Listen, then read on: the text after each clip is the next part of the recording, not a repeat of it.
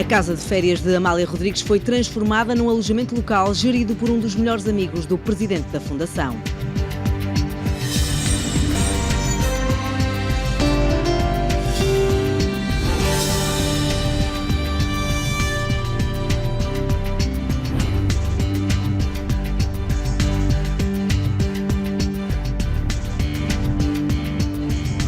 Boa noite. 19 anos depois, a vontade da diva do fado continua por cumprir. No testamento, Amália Rodrigues deixou escrito que os lucros da Fundação, criada para gerir o seu património, deveriam ser divididos por várias entidades. Até hoje, nenhuma recebeu o que a fadista pretendia. A Fundação Amália continua a ser gerida pelo filho do testamenteiro e recebe benefícios fiscais aos quais não tem direito. A presidência do Conselho de Ministros está há 8 anos a reavaliar o Estatuto de Utilidade Pública desta Fundação. Mas esse estatuto já caducou em 2013, o que significa que a Fundação Amália já beneficiou de isenções fiscais num total de quase 7.000 euros ilegalmente. Não sei. Vamos chegando ao final de uma parte da minha história. Sinto que estou viva porque canto. Porque canto fado, neste do meu lado.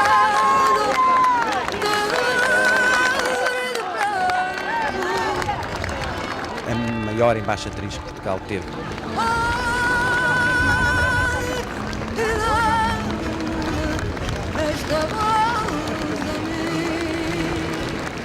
A voz calou-se faz agora 19 anos. Grande artista, grande mulher, é um símbolo.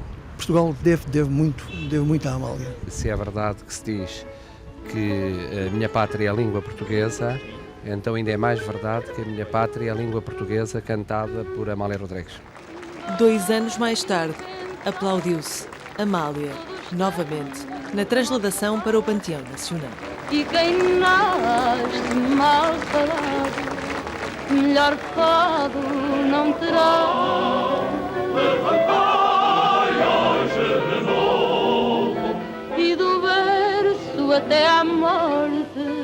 Amália referiu a morte nas cantigas e deixou escrito o fado que queria dar ao seu património. No testamento feito em outubro de 97, em sua casa, Amália deixava aos 4 sobrinhos os direitos de autor e royalties em partes iguais.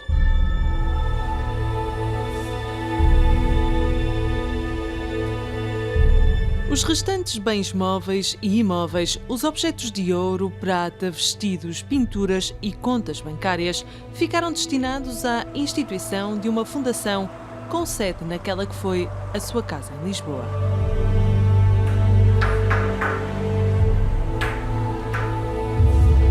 A fundação foi criada 2 meses depois da morte da fadista. Na presidência ficou a título vitalício o advogado que lhe fez o testamento e depois dele, o filho. A fundação foi sempre notícia e sempre foi polémica a forma como gera o património que Amália juntou em vida. Foi uma infância com falta de sapatos, falta de vestidos, falta de pão, falta de tudo, mas eu cantava sempre e lá em casa cantava-se muito. Do muito pouco da infância, Amália juntou pelo menos 2 casas em Lisboa e no Brejão, contas bancárias e um valor incalculável em joias e vestidos, tudo a cargo da Fundação. Os rendimentos de tudo isto seriam divididos com quem marcou a vida da fadista. 15% para a casa do artista, outros 15% para um centro de saúde ou de enfermagem no Brejão, em Odmira. Os restantes rendimentos líquidos, Amália destinava aos mais desfavorecidos e instituições de beneficência e de solidariedade social. Fomos perceber se este testamento está de facto a ser cumprido. Primeiro, na casa do artista. Esses 15% foram entregues alguma vez à casa do artista? Não. Depois, no Centro Sociocultural do Brejão. Nos primeiros anos após a morte não aconteceu nada, ficou tudo bloqueado, quer as contas, quer o património. Vamos por partes. O primeiro beneficiário, a Casa do Artista, esperou de 99 a 2007 pelo cumprimento do testamento. Mas como em 8 anos não viu qualquer ação, a Associação de Apoio aos Artistas decidiu seguir pela via judicial. Na sequência dessa ação, há um juiz que diz: há a obrigação de prestar contas.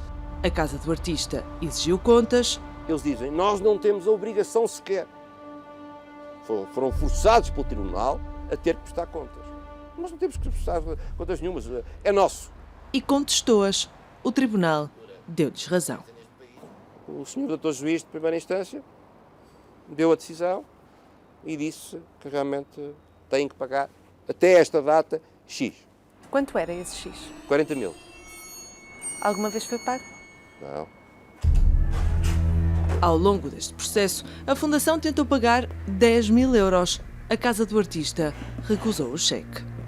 A direção da casa do artista disse, nós só queremos respeitar a vontade da Amália Rodrigues. Portanto, não é entregarem dinheiro ou em cheques, uma quantia qualquer. Não! A vontade da Amália era que nós recebêssemos anualmente 15% dos resultados líquidos. Nós não queremos nada, a não ser isso. Nem mais um tostão, nem mais um tostão, nem a menos, nem a mais.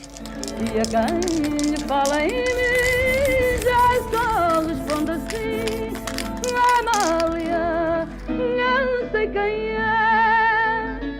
No Brejão, onde se respira a Amália, a decisão foi diferente. Sim. Gabinete médico?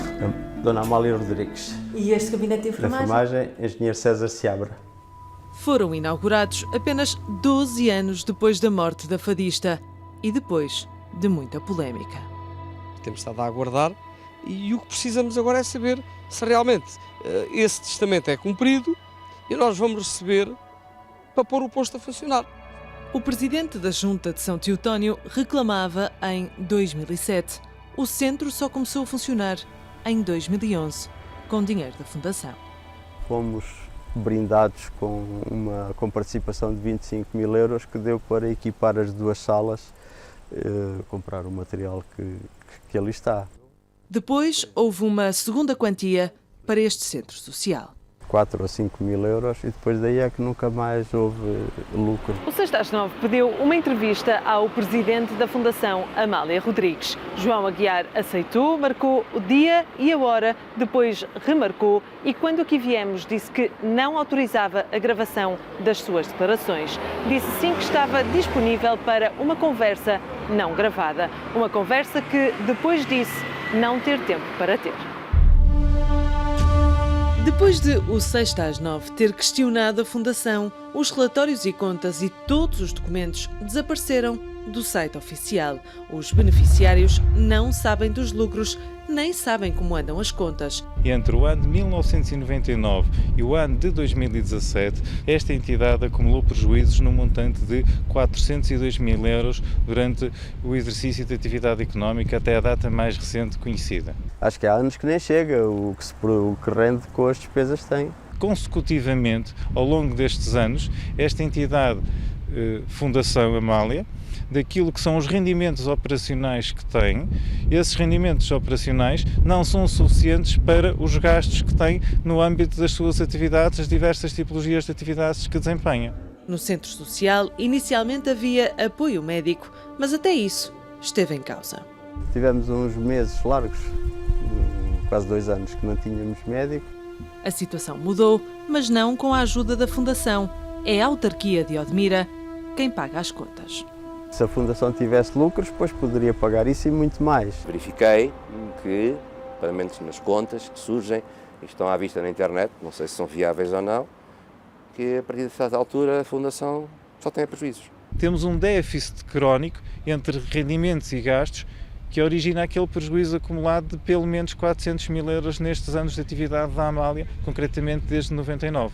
Por escrito, a Fundação respondeu que, face a circunstâncias várias, nunca apresentou resultados líquidos anuais, sem nunca explicar porquê. O Presidente acrescenta que, na verdade, nunca e em momento algum, a Fundação reuniu as condições que a adstringem à afetação das referidas percentagens às entidades referidas. Confirma que deu 15% dos juros capitalizados por cada ano de prejuízo ao Centro Social e que a Casa do Artista recusou receber um cheque idêntico.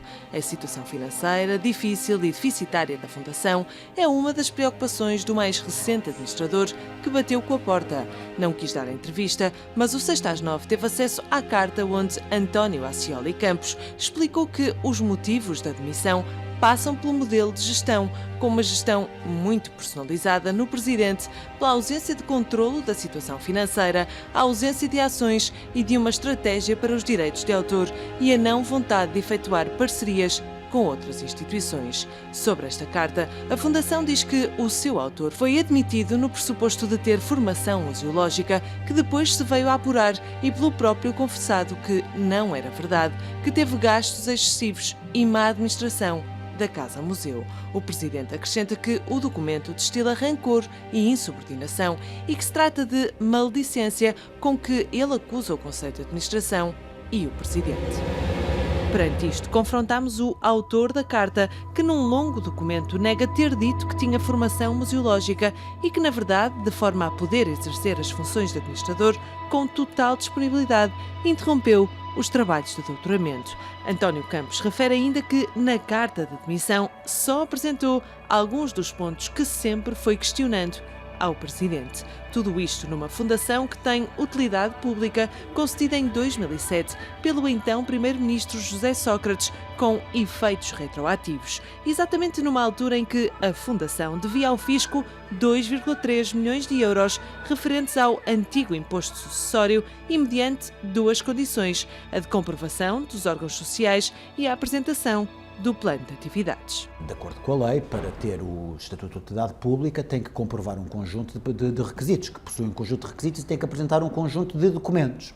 Ora, se nós virmos a declaração de utilidade pública que foi feita em 2007, o que sucedeu foi exatamente o contrário. E, portanto, parece-me que o objetivo terá sido, de uma forma apressada, libertar, muito provavelmente, a Fundação Amália Rodrigues de um conjunto de dívidas fiscais que, se não fosse esta retroatividade, ela teria que suportar e provavelmente não teria condições para suportar. A dívida do antigo imposto sucessório foi perdoada e desde então a utilidade pública tem garantido à Fundação mais poupanças, não paga IMI e desde 2008 está isenta de IRC por causa deste despacho das finanças que se baseia exatamente no Estatuto de Utilidade Pública. Ora, esse estatuto foi atribuído em 2007, com a duração de 3 anos. Findo esse prazo, teria de ser reapreciado, ou seja, em 2010, mas nada aconteceu. 8 anos depois, no site da Presidência do Conselho de Ministros, consta que está em reapreciação e o estado atual diz pendente. 8 anos após aquilo que o despacho de 2007 mandava, 8 anos depois, ainda estamos numa situação de indefinição. Confrontadas pelo 6 às 9, a Fundação e a Presidência do Conselho de Ministros confirmam que o Estatuto de Utilidade Pública se mantém, mas o Governo admite que este processo entrou em reapreciação em outubro de 2010. A Lei 24 de 2012, que aprovou a Lei Quadro das Fundações, veio determinar que as fundações privadas que tivessem Estatuto de Utilidade Pública teriam, no prazo de 6 meses, portanto até 14 de janeiro de 2013, de requerer a confirmação desse mesmo Estatuto sob pena de caducidade. Perguntámos à Presidência do Conselho de Ministros se a Fundação pediu. A resposta foi negativa. Se não requereu essa mesma confirmação, direi que se está a ter benefícios fiscais, está a tê-los, porque a lei não foi cumprida e de uma forma claramente ilegal. Não podia ter benefícios, mas continuou a ter. Nos documentos oficiais da Autoridade Tributária, podemos concluir que pelo menos em 2015, 2016 e 2017 ficou isenta de IMI. Só destes 3 últimos anos, mais de 4 mil euros referentes a esta Casa-Museu na capital. Mas o certo é que a Autoridade Tributária só publica estes dados desde 2015, ou seja, este valor dispara para uma isenção superior a 23 mil euros, se considerarmos a retroatividade dos benefícios concedida por José Sócrates. Destes 23.250, quase 7 mil tinham que ter sido cobrados para cumprir a lei. A culpa final é sempre do Primeiro-Ministro, pela simples razão que ele é a pessoa que, à face da lei, é competente para reconhecer o Estatuto e para fazer cessar esse mesmo Estatuto, publicando em Diário da República. Perguntámos há várias semanas à Presidência do Conselho de Ministros se irá agora corrigir a situação, declarando a caducidade automática do Estatuto de Utilidade Pública, que há 8 anos se mantém pendente. Não obtivemos resposta. Entre as muitas denúncias feitas na carta de demissão do ex-administrador da Fundação Amália, consta uma que dá conta da má gestão da casa de férias da fadista. A icónica Casa do Brejão, no sudoeste alentejano, foi transformada em alojamento local e, sem qualquer consulta ao mercado, foi entregue a um dos melhores amigos do presidente da Fundação por 1.000 euros mensais.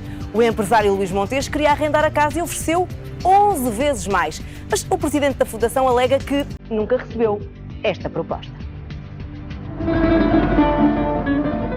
A 230 quilómetros da Casa de Lisboa, no Brejão, concelho de Odmira, Amália tinha esta casa de férias.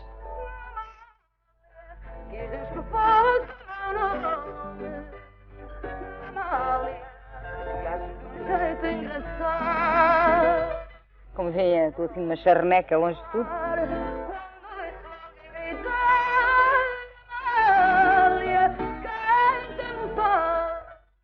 Sobre a praia a que deu o nome, Amália juntava os amigos, numa casa que desde a morte da fadista esteve fechada, sem planos, por parte da Fundação.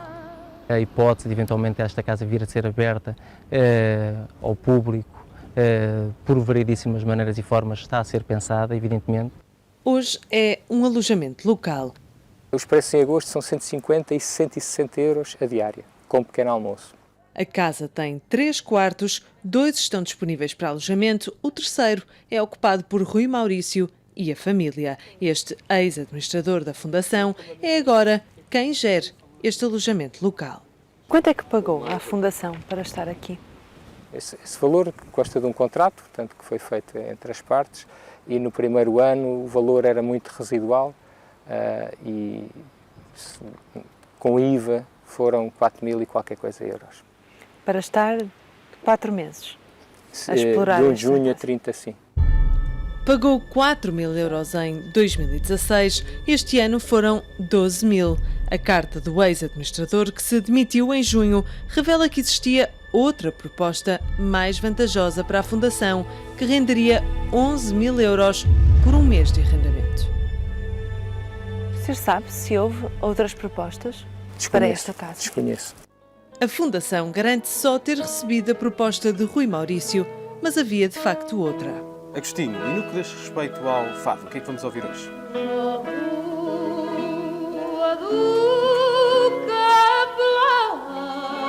A proposta foi feita por um fã de Amália, responsável pela criação da rádio com o nome da fadista.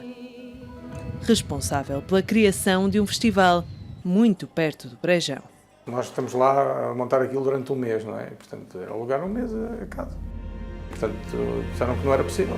Esse sonho não foi possível, mas não é o único. Eu gostava de fazer lá um festival de fado, mas ainda não foi possível. Porquê? Porque ainda não houve disponibilidade. A falta de concurso público e a ausência de uma estratégia para a Casa do Brejão também são denunciadas pelo ex-administrador. Era Rui Maurício quem estava na administração quando se fizeram as obras na casa que a permitem agora estar assim. O mesmo Rui Maurício, que é também um grande amigo do presidente da Fundação.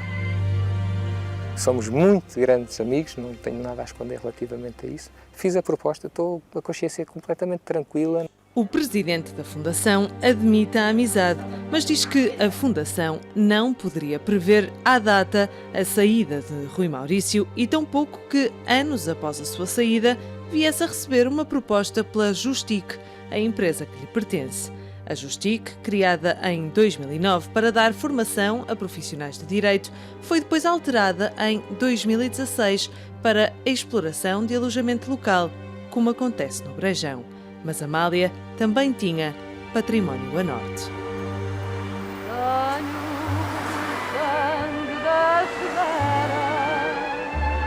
O alvará desta farmácia centenária, em Anadia, passou para a Fundação, apesar de, por lei, as fundações não poderem ser donas de alvarás, como confirma o Infarmed. Não podia ter uma farmácia, mas teve parte desta durante quase 19 anos. Eu não conheço farmácia nenhuma que estivesse num estado tão mau. O que existia naquela farmácia era meia dúzia de produtos nas prateleiras e um livro de faturas manual. Sara tinha desde 2016 a outra parte que comprou em leilão. Eu comprei a farmácia por 140 mil euros, os 66%. E os outros 33 eram de quem? Os outros 33 eram da Fundação Amália Rodrigues. O Infarmed diz que realizou diversas diligências no sentido de regularizar a propriedade da farmácia. O que é certo é que só este ano é que a Fundação vendeu o alvará, também a Sara, por 5 mil euros. Não acha que 5 mil euros pode parecer pouco? Não, acho que é muito. E ainda hoje me arrependo. Não devia ter comprado.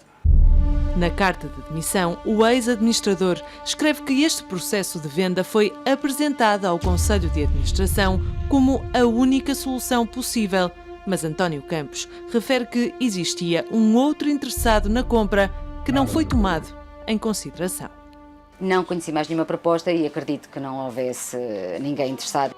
A Fundação escreve que não houve apresentação de qualquer outra proposta e admite que nunca teve qualquer participação na gestão, que lhe foram sonegadas prestações de contas, mas que dessa gerência, ou falta dela, a Fundação poderia incorrer no pagamento de mais de 100 mil euros. Foi essa a herança de Sara, que ainda hoje tem conflitos com o senhorio, sobrinho do falecido marido de Amália. Entramos em contactos com a proprietária do alvará para chegarmos a uma negociação através de advogados e recusa-se a pagar a renda. A Casa Museu é a principal fonte de rendimento. Tem 7 funcionários e, em média, 19 visitantes por dia. A Casa de Mateus, também fundação, também casa de um nome ilustre da história de Portugal, recebeu, no ano passado, mais de 109 mil visitantes, ou seja, 299 por dia. É em Vila Real, longe do boom turístico de Lisboa. Who did Mummy and Daddy name you after? The singer Amália.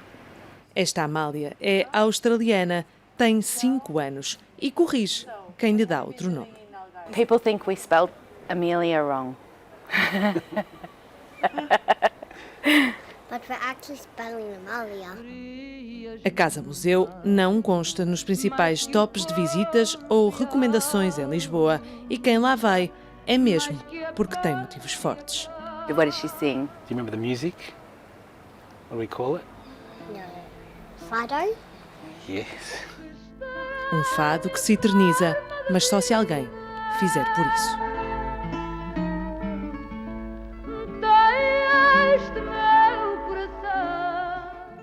O movimento Partido